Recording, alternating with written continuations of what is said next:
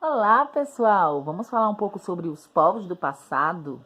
No nosso livro 4, nós estudamos sobre sumérios, babilônicos, os maias, os astecas, os gregos. Então, assim, conhecemos um pouco sobre esses povos e os seus costumes, né? Como é que eles viviam na época em que existiram.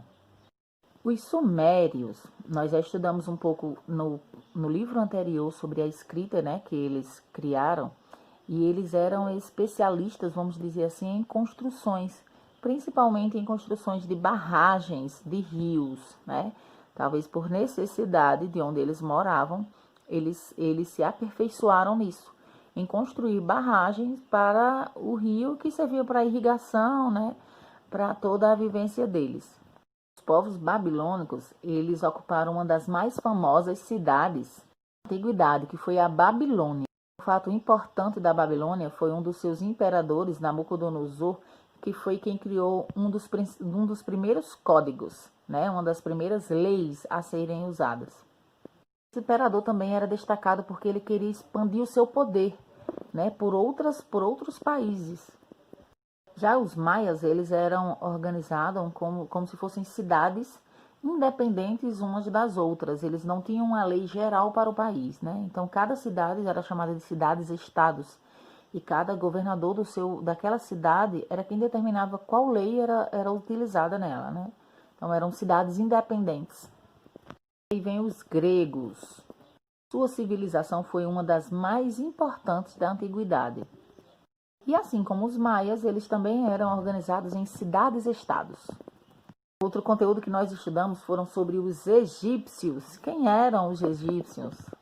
Os egípcios eram conhecidos como o Egito, né? Na verdade, era conhecido como o Egito é a dádiva do Nilo.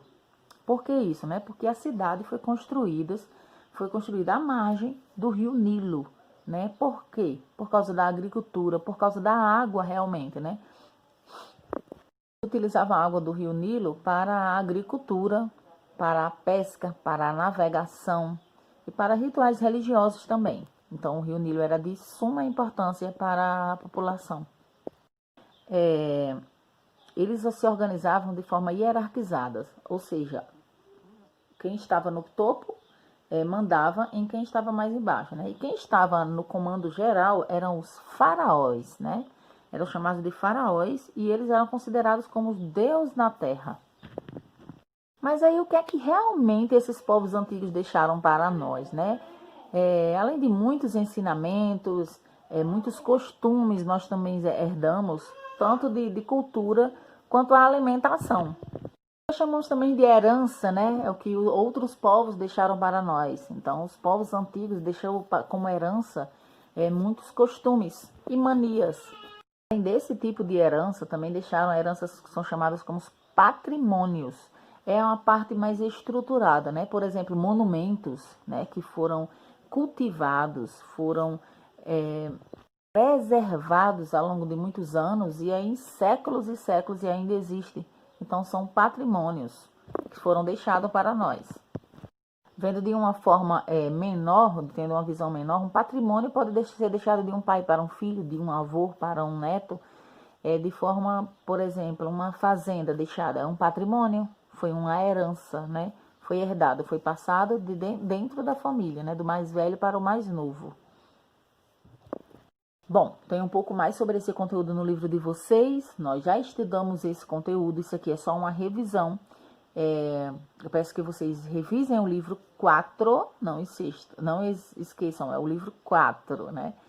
E se tiverem vontade, refaçam as atividades e tirem qualquer dúvida, tá bom? Beijão!